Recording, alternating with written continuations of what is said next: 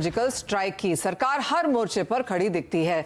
इस हफ्ते सरकार ने खाने के तेल, चीनी और कॉटन को लेकर बड़े फैसले किए हैं, जिससे साफ पता चलता है कि सरकार महंगाई पर लगाम लगाने के लिए कितने एक्शन में है।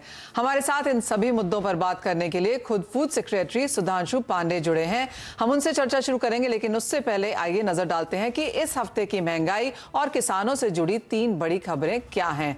सबसे पहले यहां पर नजर डाल लेते हैं हम यहां खाने के तेलों पर, जहां पर और सस्ता खाने का तेल हो सकता है। अगले 10 दिनों में और सस्ता होगा खाने का तेल, इस तरह की सरकार की मीटिंग हुई है और कीमतों में 8 से 10 रुपए प्रति लीटर की कटौती संभव रह सकती है। ऑफ कोर्स जिस तरह से हमने अंतर्राष्ट्रीय बाजारों में खाने के तेलों के भावों में गिरावट देखी है, सरकार ने वही भारतीय बाजारों में भी अप्लाई करने की कोशिश की है। सरकार ने कंपनियों के साथ यहां पर मीटिंग्स करी है और मई से अब तक 3 मीटिंग्स हो चुकी हैं, जिसमें 30 लीटर तक घटाए जा चुके हैं यहां पर दाम, और उसका इंपैक्ट हम रिटेल मार्केट्स में बहुत जल्दी आता हुआ देखेंगे भी।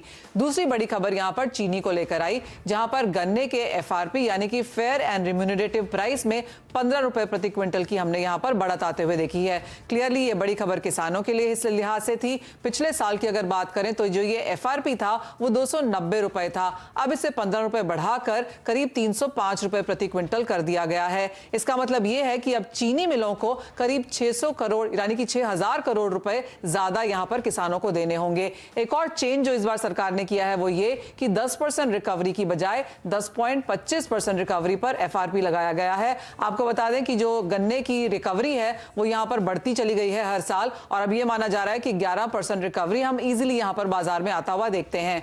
अक्टूबर 2022 से सितंबर 2023 तक यहां पर हमने बहुत स्ट्रॉन्ग एक्सपोर्ट्स भी यहां पर चीनी में होते हुए देखे हैं। तीसरी बड़ी खबर यहां पर कॉटन में आई, जहां पर भावों में अच्छी खासी बढ़त देखने को मिली। अगर आप अंतरराष्ट्रीय बाजार देखें तो वहां पर 98 सेंट्स के आसपास कारोबार है, लेकिन अगर भारतीय पैरिटी देखें तो वो 155 के आसपास है। इसी को लेकर एमसीएक्स ने यहां पर कॉटन पे एक बड़ा एक्शन भी लिया है और सोमवार से ये नोटिफिकेशन इंप्लीमेंट भी हो जाएगा, जहां पर उन्होंने अगस्त सीरीज के लिए नए नियम यहां पर लागू कर दिए हैं। क्या है ये नए नियम? एक तो ये कि डेली प्राइस लिमिट को यहां पर 4% से घटाकर 2% कर दिया गया है, यानी कि अब दिन में यहां पर 2% से ज्यादा कॉटन की मूवमेंट फ्यूचर्स मार्केट में नहीं होगी। और दूसरी बड़ी बात यह है कि एडिशनल मार्जिन को भी यहां पर ऑलमोस्ट डबल कर दिया गया है। जो अब तक 6% था, इसे बढ़ाकर 11% कर दिया है, यानी कि बहुत सस्ते में यहां पर आप लेवरेज ट्रेड या स्पेकुलेशन नहीं कर पाएंगे। सीरियस ट्रेडर्स ही अब यहां पर बाजार में आते हुए नजर आएंगे। तो ये 3 बड़ी खबरें यहां पर हैं जो इस हफ्ते में हमने आते हुए देखी हैं। सुधांशु जी, बहुत शुक्रिया हमारे साथ जुड़ने के लिए, और इन सभी पर आपसे बात भी करेंगे। सबसे पहले बात मिठास की, चीनी से ही शुरुआत कर लेते हैं, क्योंकि पिछले कुछ दिनों में सरकार ने यहां पर काफी सारे कदम उठाए हैं। एक्चुअली पिछले 2 सालों में अगर देखें तो सरकार यहां पर काफी प्रोएक्टिव रही है। पहले आपसे यही जानना चाहेंगे कि एफआर की बढ़त को आप कैसे देखते हैं, किसान और इंडस्ट्री का रिएक्शन इस पर क्या है? देखिए, सबसे पहले तो मैं ये बताना चाहूँगा कि जो चीनी से रिलेटेड मुद्दे हैं उनको आपको पूरे पर्सपेक्टिव में देखना चाहिए। पिछले दिनों में चीनी के उद्योग में सरकार ने जो कदम उठाए उसकी वजह से जो सुधार हुए हैं उससे किसानों को भी फ़ायदा हुआ है और जो चीनी मिलें हैं उनको भी फ़ायदा हुआ है। लास्ट ईयर सरकार ने चीनी मिलों के माध्यम से करीब 1,15,000 करोड़ का चीनी जो खरीदी थी, शुगर केन खरीदा था, उसका पेमेंट किसानों को किया था, और वो पेमेंट 90% से ऊपर अब तक हो चुका है। और आने वाले समय में, इस साल में जो अब आएगा, शुगर केन ईयर आएगा, उसमें करीब 1,20,000 करोड़ का शुगर केन खरीदने की तैयारी है। और शुगर का हमारा प्रोडक्शन इस साल का हाईएस्ट एवर हुआ है, and we are number 1 producer this year in the world. पूरे दुनिया में इस साल भारत ने पहला स्थान हासिल किया है चीनी के उत्पादन में। हमने करीब 360 लाख टन चीनी का उत्पादन किया है, और अगर हम करीब 35 लाख टन चीनी जो हमने इथेनॉल के प्रोडक्शन में इस्तेमाल की है उसको भी अगर जोड़ें तो आप करीब 395 लाख टन हमने कुल जो है उत्पादन किया है। इस सब का फ़ायदा किसान को हुआ है, और इसका फ़ायदा बहुत हद तक शुगर मिल्स को भी हुआ है, क्योंकि शुगर मिल्स ने इस साल इस अच्छे उद्योग के चलते करीब 100 लाख मीट्रिक टन चीनी का निर्यात ऑलरेडी कर दिया है और सरकार ने अभी अभी 2 दिन पहले ही 12 लाख मीट्रिक टन चीनी को और निर्यात करने की उनको परमिशन दी है। तो ये हमारा शुगर हिस्ट्री में 112 लाख मीट्रिक टन का निर्यात जो है ये हाईएस्ट एवर होगा। लास्ट ईयर भी हमारा जो निर्यात था वो करीब करीब 70 लाख टन था और उसको अगर आप देखें तो उससे ये बढ़ करके करीब 42 लाख टन और इस साल बढ़ गया है। तो इससे ये बहुत क्लियरली वाज़ा होता है कि शुगर केन फार्मर्स को भी फ़ायदा हो रहा है और जो करीब 5 करोड़ परिवार जुड़े हुए हैं किसानों के शुगर केन के साथ वो इसका लाभ उठा रहे हैं और जो हमारी करीब 500 के करीब चीनी मिल है पूरे देश में वो भी फ़ायदा उठा रही हैं। किसान ने भी जो है वो नई नई तकनीकों का इस्तेमाल करके अब हमारी कंट्री की जो एवरेज रिकवरी है वो भी बढ़ कर के 11% हो गई है और इस पूरे सिस्टम में प्रोडक्शन का करीब करीब 88% जो है वो जो रेवेन्यू जनरेट होता है उसका फ़ायदा वो किसानों को मिलता है। तो ये सभी के लिए खुशी की बात है और सभी के लिए एक अचीवमेंट है जिसमें किसान का बहुत बड़ा रोल रहा है। एब्सोल्युटली, और आपने वो सारी चीजें बताई जो सरकार ने यहाँ पर की भी हैं और किस तरह से किसान को यहाँ पर फायदा मिला है। जो एफआरपी का इंक्रीज हमने सुधांशु जी इस हफ्ते में आता हुआ देखा है उससे आप कैसे कैलकुलेट करते हैं? क्लियरली वो सीएसईपी की रिकमेंडेशन के हिसाब से ही था, लेकिन जो दूसरी बात है जो चीनी मिलें चाहती हैं वो ये कि शुगर का जो मिनिमम सेलिंग प्राइस है उसे भी बढ़ाया जाए। तो ये दोनों ही जो कैलकुलेशन है आप कैसे रीड कर रहे हैं? देखिए, एफआरपी सीएसईपी के रिकमेंडेशन के हिसाब से है और वो इसलिए है कि किसानों को एक मिनिमम पेमेंट जो उन्होंने रिकवरी इम्प्रूव की है, बेटर रिकवरी दी है, उसके मुताबिक उनको पेमेंट हो और कम से कम पेमेंट भी उनका प्रोटेक्ट किया गया है कि अगर 9.5% तक भी उनकी रिकवरी है तब भी एक उनको मिनिमम पेमेंट जो है वो 282 रुपए का करीब वो मिलेगा और रिवाइज जो एफआरपी है उसके तहत 305 रुपए का किसान को फ़ायदा दिया जाएगा। 305 रुपए उसको प्रति कुंटल के हिसाब से मिलेगा। तो ये पूरा जो इकोसिस्टम है वो एक साथ बढ़ रहा है, हर चीज़ में इम्प्रूवमेंट आ रही है। उसने इरिगेशन नई टेक्नोलॉजी को यूज़ किया है, वाटर कंजर्वेशन को यूज़ किया है, बेटर हार्वेस्टिंग, बेटर प्लांटेशन, उन टेक्निक्स को इस्तेमाल किया है जिसका रिजल्ट देखने को मिल रहा है। जहाँ तक आपने एमएसपी की बात की, मिनिमम सेलिंग प्राइस की, तो minimum selling price is a floor price. आज भी जो मिनिमम प्राइस है एक्स शुगर मिल प्राइस उससे ऊपर ही है, तो उससे ऊपर के ऊपर सरकार की तरफ से कोई रोक नहीं है, लेकिन शुगर के प्राइसेस डिप्रेस ना हो उसको देखते हुए एक फ्लोर प्राइस लाया गया था जो मिनिमम सेलिंग प्राइस है।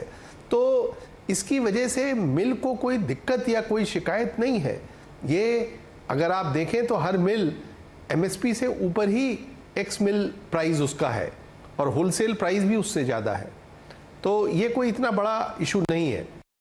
ऑल राइट, मैं यहाँ पर गियर्स चेंज करती हूँ और गेहूं की बात करते हैं सर, क्योंकि यहाँ पर सबसे बड़ा जो हमने फैसला सरकार की तरफ से आता हुआ देखा और एक्सपोर्ट पूरी तरह से बंद कर दिया गया वो गेहूं के हिसाब से था। लेकिन अब जिस तरह के हालात बाजार में है, क्योंकि भाव एमएसपी के ऊपर थे, सरकार बहुत प्रोक्योर नहीं कर पाई, प्राइवेट पार्टीज के पास यहाँ पर ज्यादा गेहूं है और क्योंकि एफसीआई भी अब बाजार में नहीं बेचने वाला, कई लोग ये तर्क लगा रहे हैं कि इस साल के अंत तक गेहूं के भाव बहुत बढ़ जाएंगे और हो सकता है हमें शायद इंपोर्ट भी करना पड़े। सरकार इन कॉन्वर्सेशंस को, इन बातचीतों को कैसे देखती है? देखिए, ये मतलब इस समय समझने की बहुत ज़रूरत है कि गवर्नमेंट का प्रोक्योरमेंट पिछले सालों के हिसाब से कम हुआ था, लेकिन सरकार के पास आज भी गेहूं का करीब करीब 265 लाख टन का स्टॉक है और करीब 280 लाख टन का राइस का स्टॉक है। कुल मिलाकर के हमारे पास 545 लाख टन ग्रेन्स का स्टॉक मौजूद है और सरकार किसी भी स्टेज के ऊपर अगर देखती है कि प्राइजेस एक लिमिट के ऊपर जा रहे हैं तो सरकार इंटरवीन कर सकती है, उसके पास सफिशिएंट स्टॉक है। और सरकार की तरफ से जो पीडीएस में है वो रेगुलरली रिलीज हो रहा है, जिससे कि अवेलेबिलिटी आम आदमी के लिए है। करीब 80 करोड़ लोगों को एनएफएसए में और पीएमजीके में लगातार राशन दिया जा रहा है। जो आम आदमी के लिए अवेलेबिलिटी की कमी वो नहीं होने दी गई है। तो मुझे उम्मीद है कि हर सिचुएशन के ऊपर सरकार मॉनिटर कर रही है, नज़र रखे हुए है, और जिस भी समय जिस स्टेप को लेने की ज़रूरत होगी, कंज्यूमर इंटरेस्ट में, इंडस्ट्री इंटरेस्ट में, नेशनल इंटरेस्ट में, सरकार उसके ऊपर उस समय फैसला लेगी। सरकार की चावल पर कितनी नजर है सुधांशु जी? क्योंकि यहाँ पर अगर हम बुआई का इलाका देखें तो पिछले साल के मुकाबले अभी भी यहाँ पर 13 से 15% कमी है चावल की बुआई में। कितने समय तक आपको लगता है बुआई हम यहाँ पर चलता हुआ देखेंगे, क्योंकि वो भी एक डिलेड है? और अंतर्राष्ट्रीय बाजारों को भी ऐसा लगता है कि जिस तरह का मानसून, जिस तरह की डिस्पैरिटी यहाँ पर बारिश को लेकर है, चावल शायद एक अगली कमोडिटी हो सकती है भारतीय बाजारों के लिए जहां पर कुछ चिंता की बात हो। देखिए, हर चीज़ को एक पर्सपेक्टिव में देखना है। हमारा लास्ट ईयर का जो राइस का प्रोक्योरमेंट था वो करीब 600 लाख टन था, और इस साल भी हम करीब जो है वो 595 लाख टन जो है हमारा प्रोक्योरमेंट होगा। और जो अगले साल का अंदेशा है, जो हमने खरीफ की कॉन्फ्रेंस की थी, उसको देखते हुए हम 600 लाख टन के करीब हमारा प्रोक्योरमेंट एक्सपेक्टेड है राइस के परिप्रेक्ष्य में भी। तो सरकार के पास जो अवेलेबिलिटी रहेगी वो सफिशिएंट रहेगी। और आपको ये भी ध्यान में रखना चाहिए कि हमारा करीब 210 लाख मीट्रिक टन राइस जो है लास्ट ईयर एक्सपोर्ट भी हुआ था, तो वो सरप्लस है। जो एक्सपोर्ट हुआ था वो सरप्लस स्टॉक है। तो डोमेस्टिक अवेलेबिलिटी को लेकर के मुझे लगता है कि चिंता करने की बिल्कुल ज़रूरत नहीं है। और जो सोइंग है वो अभी भी जारी है। ईस्टर्न पार्ट में सोइंग इम्प्रूव होने की वजह से प्रोडक्शन में जो पहले एस्टिमेट था कि कम होने की अंदेशा है, वो मुझे नहीं लगता है कि वो कम होगा। जैसे जैसे अगस्त का महीना ये ख़त्म होगा, सोइंग कंप्लीट होगी, तब तक रेन्स भी अभी चल रही हैं, और हो सकता है कि सोइंग और प्रोडक्शन दोनों लास्ट ईयर को मैच करेगा। ऑल राइट, यानी कि चावल में फिलहाल यहाँ पर कोई कंसर्न नहीं है और अभी भी सोइंग चालू है, और हो सकता है पिछले साल के नंबर्स हम यहाँ पर फिलहाल भी धान में बनता हुआ देखें। सुधांशु जी, बात अब यहाँ पर खाने की तेलों की करेंगे, क्योंकि यहाँ पर भी बड़ी खबर इस हफ्ते में आई है। आपने मीटिंग करी है यहाँ पर खाने की तेलों की कंपनियों के साथ। अंतर्राष्ट्रीय बाजारों में तो भाव जोरदार गिरे ही हैं, और रिटेल को वो पास हो जाए इसके लिए सरकार ने काफी सारे मेजर्स भी यहाँ पर उठाए हैं। क्या वो सब मेजर्स काम करे हैं? आपकी मीटिंग तेल की कंपनियों के साथ कैसी रही है? क्योंकि इवन एज डायरेक्शन तो सरकार की तरफ से यहाँ पर दिया गया है कंपनियों को, लेकिन रिटेल लेवल पर उस तरह की गिरावट फिलहाल भावों में नहीं है। देखिए, सरकार के स्टेप्स लगातार लेने की वजह से, और जो करीब 20 लाख मीट्रिक टन सोयाबीन और सनफ्लावर के ऊपर जीरो ड्यूटी जो टैरिफ रेट कोटा दिया गया है TRQ, उसकी वजह से अगर आप देखें तो एग्जैक्टली एक साल पहले जो दाम था उसके मुकाबले अब दाम ऑलमोस्ट बराबरी पे आ गए हैं। वो 3-4% ही ज़्यादा हैं सनफ्लावर को छोड़ के। सनफ्लावर की चूँकि सप्लाई डिसरप्ट हुई थी तो वो करीब 9% इंक्रीज़ की रेंज में है, लेकिन सभी ऑयल अब सिंगल डिजिट इंक्रीज़ में बचे हैं।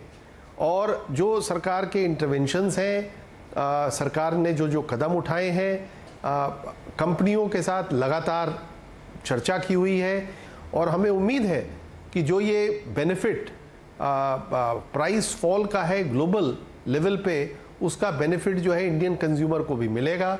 और हम उम्मीद करते हैं कि 8 से 10 रुपए फर्दर रिडक्शन जो है वो कंपनीज करने के ऊपर विचार करेंगी।